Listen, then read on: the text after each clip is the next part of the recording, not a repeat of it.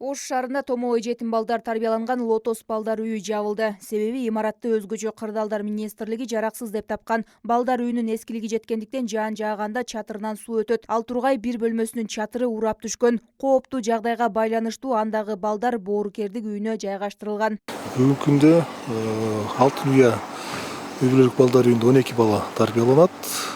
Лотос үй бүлөлүк балдар үйүндө да 12 бала тарбияланчу.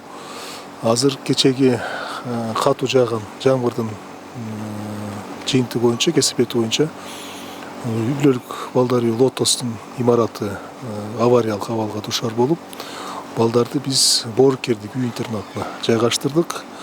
Бүгүнкү күндө ошол Лотостун балдары бардыгы үй бүлөлүк балдар боорукердик үй интернатында тарбияланып жашап жатышат. Боорукердик үй интернаты билесиздер, быйылкы жылы оңдоп түздөөдөн өттү.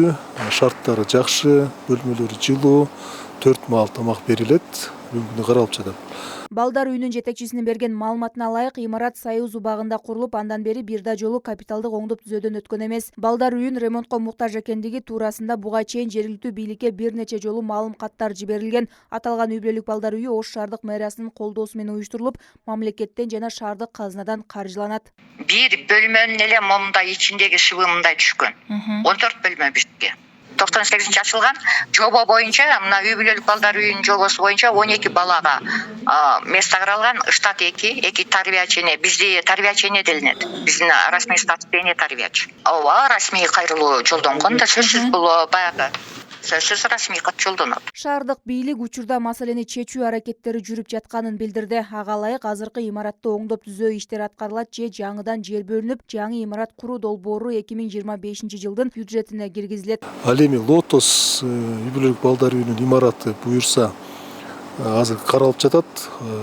Же ошол орду кайра оңдоп түзөтүп өтөт, болбосо башка имаратты карап жатабыз. Жакшы балдар үчүн аянты бар, ошол ойноп тарбияланууга шарттары бар бир имаратты карап жатабыз. Бул 2025 жылы чечиле турган маселе. Белгилей кетсек, Ош шаарында 2 балдар үйү жана 1 боорукердик үйү бар. Аларда учурда жалпы 30дан ашуун бала тарбияланууда. Лотос үй бүлөлүк балдар үйүндө учурда 8 бала тарбияланып жаткан. Алар негизинен багууга чамасы жетпеген үй бүлөлөрдүн балдары жана ата энесинен ажыраган балдар. Айымкан Исралы кызы, Мирзат Нуманов, УТРК Ош.